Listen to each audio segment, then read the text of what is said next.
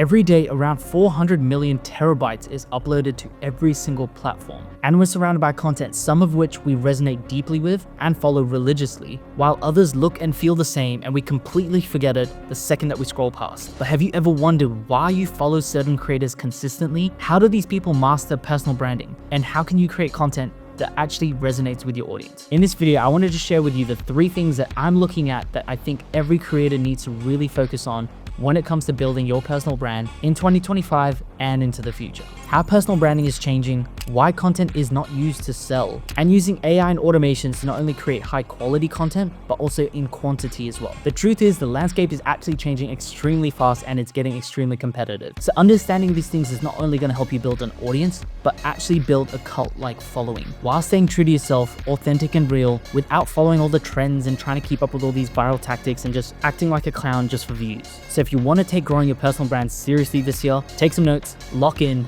and let's get into it. All right, let's just get straight into it and actually talk about the future of personal brands and how personal brands are actually changing. So one thing I've realized is a lot of people want to have an end goal of building a personal brand, yet they don't even know how to define or explain what personal brand actually even means. There's a quote somewhere where they talk about if you can't explain the concept very simply to a 5-year-old, then you probably don't understand the concept. So that's why I want to explain personal brand in a very simplistic way, so for you to get a very clear understanding so that you can actually achieve that goal. So the first thing I actually want to do is break it down into 2 words. So we have personal and we have brand.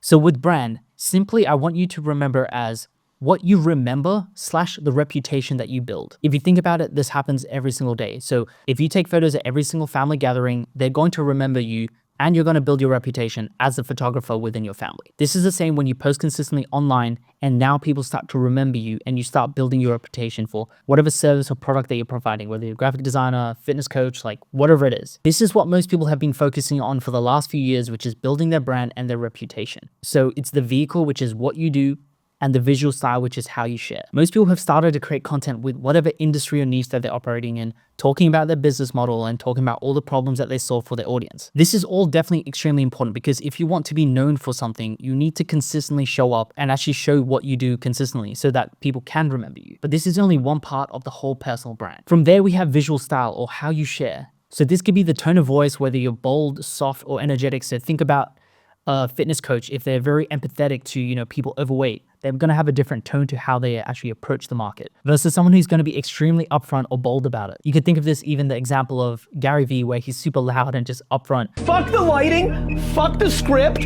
talk about your fucking life. Whereas Alex Hormozi has a much more softer, simpler approach where he just tries to explain things very simply, just to make you understand it, versus Gary Vee's trying to push you to actually take action. This could also be in the types of content you create. So vlogs, sit down education, streaming, or text posts. Also your different posting frequency and platform specific. So even with the types of content, if you think about Iman Gadzi, he does more sit down and education type content. Whereas in Daniel Dalen has like these vlogs where he's essentially just like filming his life and his business and just sharing his insights as he goes throughout his day. Understanding these 2 things are just a piece of the puzzle. It's not the full personal brand, which is what everyone has been focusing on for the last few years. They'll focus on what they do so people start remembering them as a certain person. Things like remember me as a photographer, a videographer, an architect, whatever your field you're doing, this is what everyone focuses on. And then the next step is building your reputation, which is how you actually show up in that world, which is how you share that information, which is going to build your reputation. But the next half is the personal side, which is your unique lens and why you. I think this is an area that's really going to rise to the surface in 2025 because everyone's able to provide the value and show what their service is. Like everyone can be a videographer and create content for someone, but why should I pick you over the thousands of videographers out there? This is where the personal side is actually going to come to the surface as more and more people are building personal brands and we have to compete against everyone. You're going to have to compete on your uniqueness. So answering things like your story, which is who you are, your background, your upbringing, your key life experiences that shaped you, and the challenges that you've overcome. So I'm going to use the same creators again because I've studied them a lot. But if you think about Iman Gadzi, he really brought up his upbringing again and again and again. And I don't think that was actually unintentional. I think he did it very intentionally because he knew that people would buy into that story. How many other people grow up and want to actually take care of their parents or take care of their mom? Maybe they didn't grow up with much and, you have a vision and something that you really want to strive for. Understanding that background is why I think most people actually bought into his course anyway. because everyone else could have sold that SMMA course. But you understanding his background and having some sort of connection and relationship to that, maybe you relate because you're on some of the challenges that you're trying to overcome, or maybe you share the same life experiences that shaped you as well. All of these factors that are going to be within your content is going to change you from a value brand into a personal brand. All of these key factors of your background, your upbringing, your key life experiences, and the challenges you overcome, there is literally no one that can ever copy that. This is what you have to hold as your unique strength. It doesn't matter if you come from a rich family, a poor family, if you were born in Asia, the Middle East, or Western countries, whatever it is, you have to utilize those things of who you are as your strength and how you're going to cut through the noise with your personal brand. And the last thing, which I feel like is the most important, which is symbols, or why you. Before I explain, I want to just give you this example because I think it's going to be the best way I can explain myself for you to really understand what I mean. I want you to imagine yourself in a room with all of your friends, and we decide to play Pictionary. If everyone had to draw a symbol of you that everyone else would know instantly, what would those things be? This is going to be the key for you to actually stand out in a world where everyone's creating content consistently. What is it about you that's actually going to stand out? So it could be things like unapologetic stances or bold opinions. Maybe you love Pepsi over Coke, and every chance that you get, that conversation comes up and you always talk about that strong stance. These are going to be symbols that people are going to remember you by. Even personal philosophies or mantras that you live by. It's certain values that you hold that you might tie into your bold opinions. So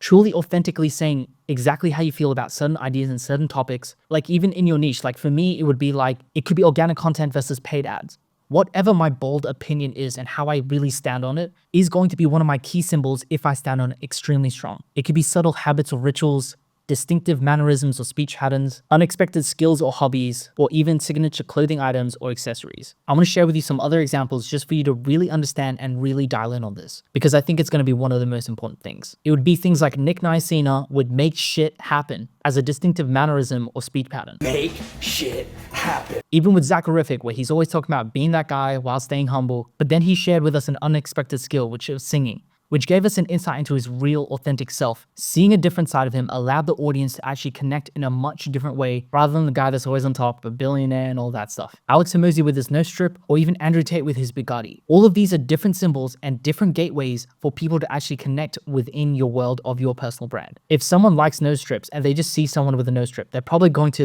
listen to them a little bit more. Same if you love Bugattis or cars. You're going to want to listen to Andrew Tate just to see what he says. So mastering all four of these, which is what you do, how you share, who you are, and your symbols, it's going to be extremely important for you to actually stand out.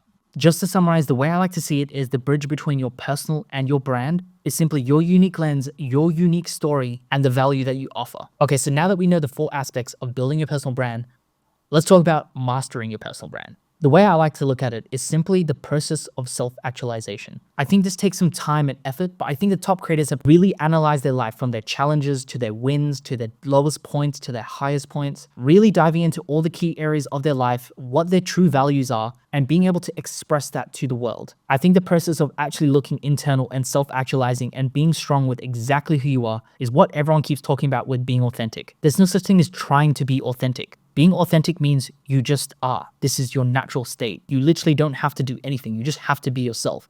And the only way you can truly be yourself is if you self-actualize. If you actually understand what values you actually hold very strongly, what are the pivotal points that actually make who you are, and being able to comfortably express that. So these are the three things I would tell you to really think about. So number one, which is embracing your lens.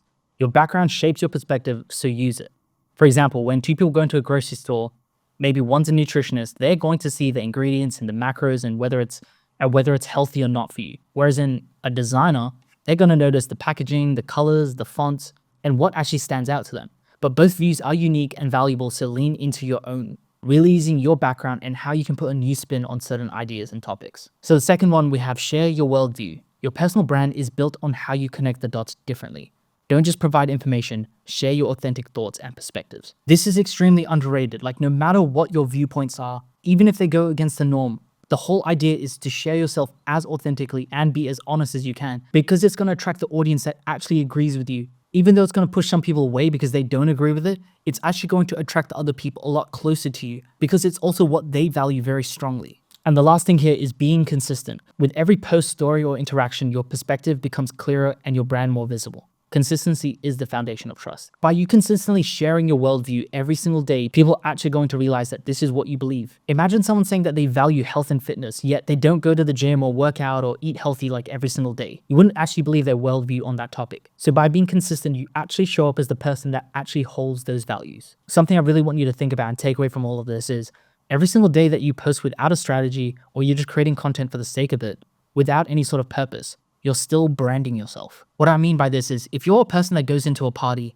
and you're too afraid to really share your opinions or your thoughts, so you just stand back, try not to expose yourself too much, but actually what you're doing by not actually talking about what you truly value, you actually brand yourself as someone who's quiet. If you're not showing up exactly how you truly want to, you're just branding yourself as the expert in the field without understanding what your true values are or understanding what your mission or why you're doing this in the first place. So how do we know that we are mastering our personal brand? It's extremely simple. If what you want people to know you for, like you for, trust you for, matches with what is said about you or written about you, then you are mastering personal branding. Like I mentioned in the Pictionary game, if everyone draws the same thing or write down the same words, then you are mastering your personal brand. Like for me, I'll be honest, I know in a year's time, everyone's gonna talk about why does he always wear his beanie. Maybe I'll reveal that soon, but not for now. All right, let's talk about it. Content doesn't sell your product, but it does sell who you are. Have you ever thought there's a reason why brands like Nike don't post about their new shoes or Red Bull posting about their drink? It's because they realize that people don't buy into products. They buy into the vision or they buy into the people. That's why big brands are consistently trying to get personal brands who align with their values so they can continue to grow their brand and take up market share. All of the top personal brands understand this story, which is if I could share a story with you or a brand new way to look at whatever topic, let's say it's talking about YouTube content, why that's so important. If I could find a story that I could tell you that resonates with you and completely shifts your perspectives, that's when you'll buy my product. Not me sharing all the specific things I'm going to do to help you within my product.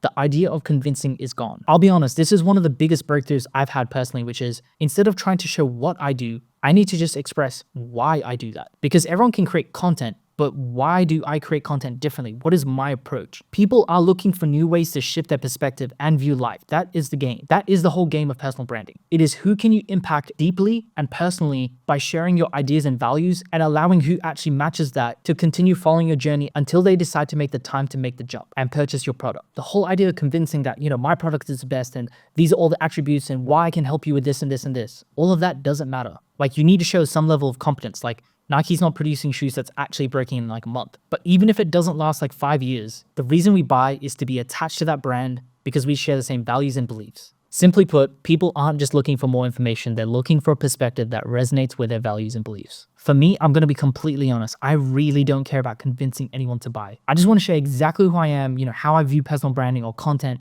share all of my frameworks and how I help my clients go from point A to point B, and just my mission of why I'm trying to do this in the first place. Like for me, I want to grow a business so I can take care of my family and have the freedom to travel with my kid around the world. And why I'm so passionate about content marketing is because I believe that mastering content is the single most important thing now and in the future when it comes to building your business. And I really want people to understand content so that they can reach their goals. And the last two things I really want you to think about when it comes to content is speaking your truth. I know we mentioned it before, but if you talk about ideas that you don't even like, at the end of the day, you're going to build an audience that you don't even want. It's just like building a friend group that's based on not your true self showing up. I know a lot of you can probably relate to that. And why I speak about this so strongly, because I know at the end of the day, if you create content for a whole year talking about things that you don't even want, you're going to end up with the same feeling. And then we have focus on connection, not selling.